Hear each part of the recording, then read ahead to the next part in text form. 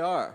We're here to introduce our next guest, Victoria Jones, who used to be a dentist, but is now here to talk about Bitcoin and the future. Here's Victoria. Give it up for Victoria. Yeah. Make it loud. They can hear it outside. Woo! So good afternoon, everyone. Thank you for making the effort to be here. So I thought I would do something a little bit different this afternoon. After 3 days at this conference, we've all been stretched intellectually. Our brains might be feeling a little bit frazzled. So I thought I might focus on something that is possibly a little bit more emotional, because at the end of the day, persuasion is much more emotionally driven than it is intellectually driven. So I'd like to start by asking you a question. Who here believes that they know what is going to happen to Bitcoin in the future? Excellent. And that's not a trick question, because at the end of the day, of all the people on the planet, I would expect this group of people to have the best idea of where Bitcoin is likely to be going in the future. So let me ask you another question. Who here still has people in their life who are inclined to roll their eyes every time they mention Bitcoin? Okay, so what makes the difference? Why is it that we understand Bitcoin and we are persuaded about its future, but these other people aren't? And what is it that makes the difference?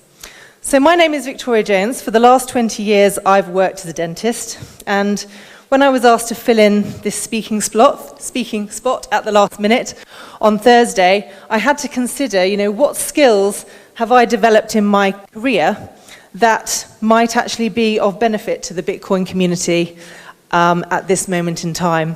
And the answer to that question, a clue to the answer to that question, is on the slides. It's the power of persuasion. So dentists spend much of their career trying to persuade people to do things that they really don't want to do. We've all heard the nightmare stories, bad fillings, extractions, root canal fillings. But a successful dentist will be able to persuade someone to have those things done, which are often unpleasant and uncomfortable, but there is an inherent benefit in doing it. And if they're really successful, they'll get them to pay for the privilege as well. So what is it that makes the difference? And so what I've learned in my career is the thing that really makes the difference is your ability to paint a picture of the future, and to do that in a convincing way. Now, I don't want to extend the analogy of dentistry too far, because I'm likely to lose you, but how do we take that guiding principle and apply it to the Bitcoin world? What tools do we have in order to try and predict the future? So when I was preparing this presentation, I did a little bit of a brain dump, and these were some of the ideas that I came across, and I grouped them into two columns: the intellectual tools and the intuitive tools. Now, if you are intelligent and you have resources, you might be inclined to work with the intellectual tools. But if you don't have the resources, or not intelligent enough to understand them, you might be inclined to go with the intuitive tools. Now, what these tools actually end up doing for you, whether you use the intellectual tools or you go with the intellectual tools, they both give you the same thing. They give you data or a vision of the future that allows you to make decisions. It points you in a certain direction. But ultimately, at the end of the day, the decision is yours, because we all create our own reality. But none of us create our own reality in a vacuum. We all come from a foundation of our core beliefs, our history, the things that have influenced us to this moment in time. And so I found this article on the internet which talks about what are the 5 most powerful beliefs that ignite human behavior. And we've got control. How much control do I feel I have in my life? What ability do I have to influence this? How competent am I? What do I value? What are my goals? And epistemology, which is about the influence of your community and what they value. Now, these are very important, because this is what gives human beings their psychological foundation. And if you start to try and challenge these in any way, human beings find this very stressful. They need to have a foundation with which they understand the world in order to make competent choices for the future. And we know from Maslow that this is very important. After we've eaten and done all the other biological things that we need, our next biggest priority is safety. So challenging some of these core beliefs can be a very tricky thing to do. And in fact, if you do it to too great an extent, what you get is chaos. And the danger of chaos is that it actually leads to tyrants.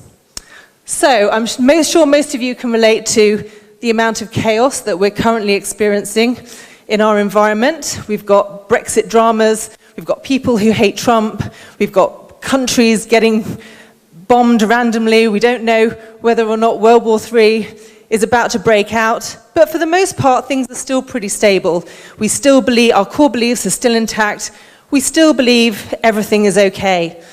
But what about the financial system? You know, people really rely on their finances in order to provide themselves with the means for succeeding in the future. These days, anyone who doesn't have that is in serious danger. And so if we find ourselves in a situation of chaos, how do we ensure that we avoid this? How do we point people in a direction that will give them control, will give them competency, will help them to feel where the values are, where their goals are, and what will influence their community? It's very important. The other thing we also need to bear in mind, if I go back to the dentistry analogy, is that although I can provide my patients with a vision of the future, what I can't do is overpromise and then underdeliver. I need to be mindful of the risks. If I spend my life trying to sell them the next BitConnect, I'm not going to stay in business very long. So I need to be mindful of the risks. And what we also need to bear in mind if we're trying to persuade people is, have we checked all of our assumptions? Is everything that we think about this new reality accurate? Is it possible, in fact, that Bitcoin could be the tyrant? Because, of course, Hitler initially was underestimated and people thought that they could manipulate him. But in the end of the day, how wrong they were. So if we go back to some of the predictive tools that I mentioned in one of my earlier slides, one of the things that we looked at, one of the things I listed was game theory. Now, game theory is the strategic interaction among rational decision makers. And there are serious intellectuals who spend a lot of time and resources building these mathematical models. Now, my first introduction to game theory was when I watched the film A Beautiful Mind with Russell Crowe. And I have to say, my most abiding memory of that film is watching Russell do a number of very complicated calculations and then fall into a downward spiral of ever-increasing mental distress. So the subliminal message I got from that, whether or not it was intentional, is that looking into game theory is likely to fry your mind, and you probably don't want to go there. So I was aware of the concept, but I'd never really looked at it. But when I started investigating the blockchain space, I was inclined to take a closer look. Now, one of the most basic games that they analyze in game theory is called the prisoner's dilemma. So this might be where two criminals are accused of something, and the authorities make a deal with them. Should they confess or should they not confess? And so the prisoners are separated from each other and they need to make a decision. Because if they both confess, they both go to prison for 2 years. If one of them betrays the other, that person will go to prison for 3 years, but the one who betrays him doesn't go anywhere. But if they both stay silent, they only get a single year. So that's an example of a really basic game. But it gets much more complicated than this. And if, like me, you find that a little bit tiring to go through just by reading it, I can recommend a TV series called The Liar Game, which was produced in Japan, which dramatizes a number of these games, and I found it very interesting. In fact, the conclusion I came to after watching it is that game theory is possibly not so much a predictive tool, but possibly a manipulative one. Now, game theory has multiple applications. It can be used in human and animal behavior, economic behavior, political science, biology, computer science and logic, philosophy, and also interactive epistemology, what it means for the collective to have common beliefs and knowledge. So this is very interesting. You realize that actually people can use game theory on a much larger scale. So that led to me thinking, obviously there's been a lot of discussion during this conference about personal privacy, and that's absolutely right. If people have access to knowledge that's personal to you, it gives them the ability to manipulate you. But anyone who has any kind of scientific background realizes that if you want to build a model on something, what do you need in order to build that model? And that's data. And not only that, you don't need the data from every single individual. You just need a sample of that data, and you can actually extrapolate quite interesting predictions just from a sample of the data. You don't need all of it. So what I would encourage this community to maybe think about is not so much their own personal data, but the data that we may actually be providing collectively, because maybe the motivation is not to capture you as an individual, but perhaps to manipulate groups of people into the future. And so that is a potential danger that I think when we're trying to predict the future and encourage other people to think about this, that we need to bear in mind. So, on this basis, could blockchain technology potentially have been pre-planned? Now, this image is from the 2012 Olympic Games in London. And I hadn't really thought about any of this stuff by the time I watched this, but I did find it particularly weird. This is where the athletes are actually being guided into sections of the British flag. Around them are people dressed in blue with light bulbs on their head, holding hands in order to create a ring around the population. Interesting imagery, I thought. And we've also got an interesting shaped triangular light around the stadium as well. So I thought that was very bizarre, but I thought it was very interesting. But if we take it a little bit further, to what extent, if they are pre-planning this, is blockchain technology perhaps the perfect vehicle in order to capture our data on a larger scale, whether we are protecting our privacy or not? Because actually, if you think about it, if you as an individual are protecting your privacy, if you're a little dot on this map marked with a black flag, I'm protecting my privacy, whoever is operating game theory has an opportunity to monetize the black dots and figure out their motivations as well. Interesting thought. So, there are other ways in which we might have been warned about this in the past. So I had a religious upbringing, and so during the 80s I had been introduced to Revelation, and obviously the Bible supposedly was written 2,000 years ago, but this particular translation is from the 1600s, and this is a passage from Revelation. And he causeth all, both small and great, rich and poor, free and bond, to receive a mark in their right hand or in their foreheads, and that no man might buy or sell, save he had that mark, or the name of the beast, or the number of his name. Now, if you've ever read Revelation, it paints a pretty scary story. And in the 80s, when I was reading this, I had absolutely no idea what that mark might be, but 30 years later, it's becoming apparent how that could become a possibility. Not only that, but in recent history, we've also got other people giving us an indication of the reality that they would like for human beings. George Orwell, who wrote his book in the 1930s, 1984, still the most terrifying book that I've ever read, obviously was outlining the dystopian nightmare.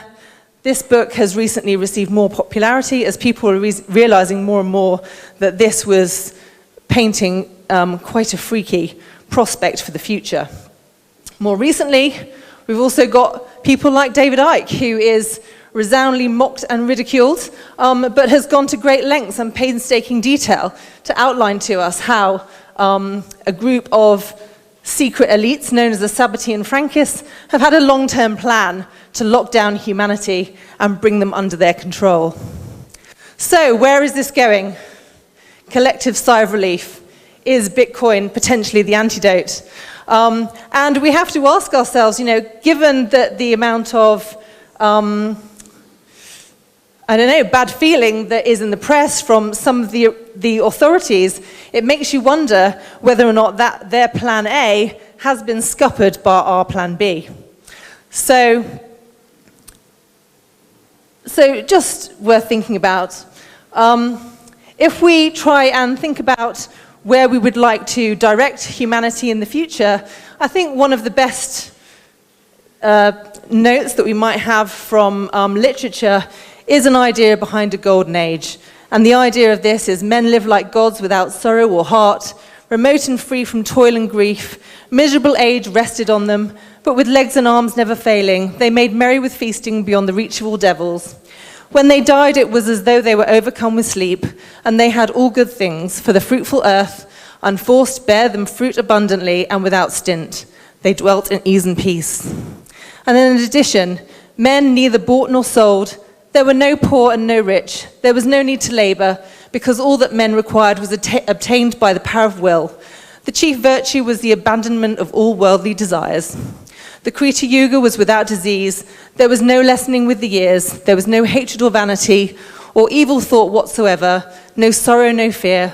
All mankind could attain to supreme blessedness. Sounds pretty sweet.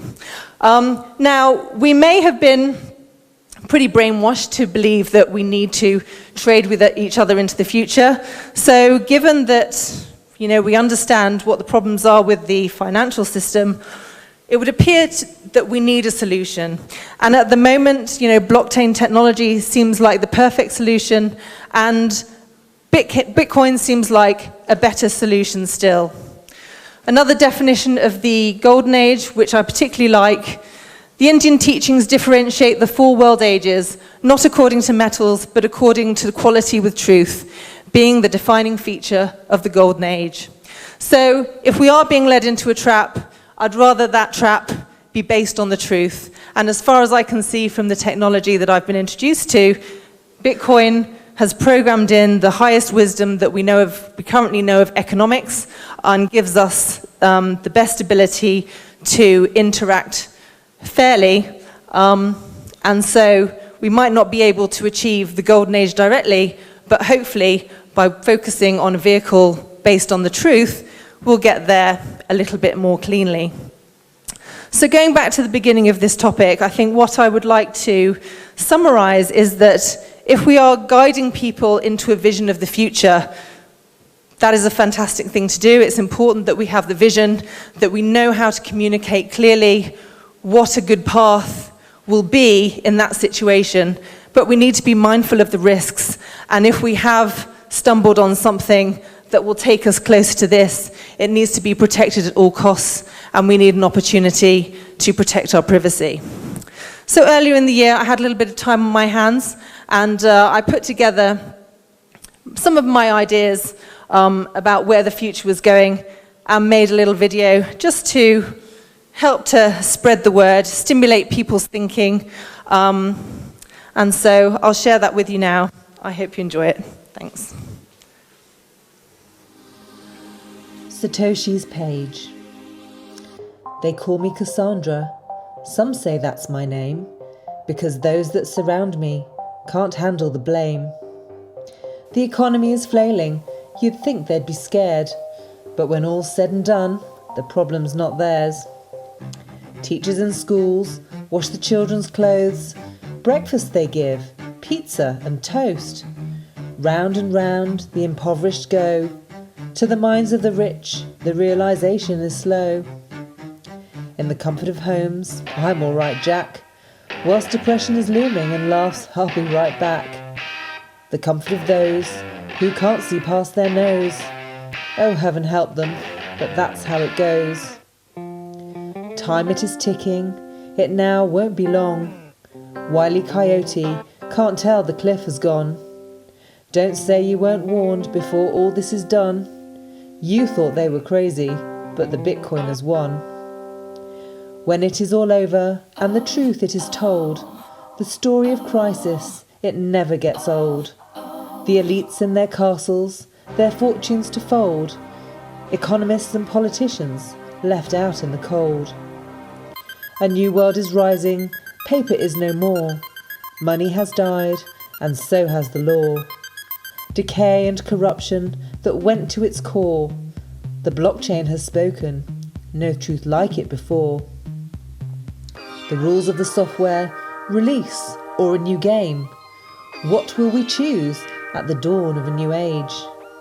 A potential to trap, trumped by Satoshi's page. A triumph as the devil nurses his rage. So history goes, and what will it bring? A fairer society or form of new king? A new set of rules around us to ring, but with many more choices, a new song it will sing. Our future is fluid, no need to be scared, but rules then and now will needs be compared. A time for philosophy and careful thought. We still have volition, our future's not bought. Softly, softly, tread carefully, now wait. There's no going back once you open the gate. By all means look back, but in truth it's too late. The dollar fiat Ponzi scheme has sealed all of our fates. Step into the future as boldly as you can. The wisdom of the past needs to inform your plan. The old energies are changing, the negativity is done. Kindness and compassion and creativity have won. It may still seem dark, the new light only a spark, but trust me, it's coming, this ride in the park. We are here to create it, the world we were promised. Every soul on the earth now has the opportunity to comment. The domain of the world no longer ruled by the few. The power we have, if only you knew.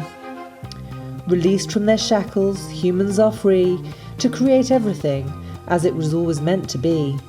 But careful here, for surely you know the evil within you has potential to show. So be mindful and careful, but also carefree. The truth you have known, and so it shall be. For love is the energy leading us on to the true potential we were always meant to become.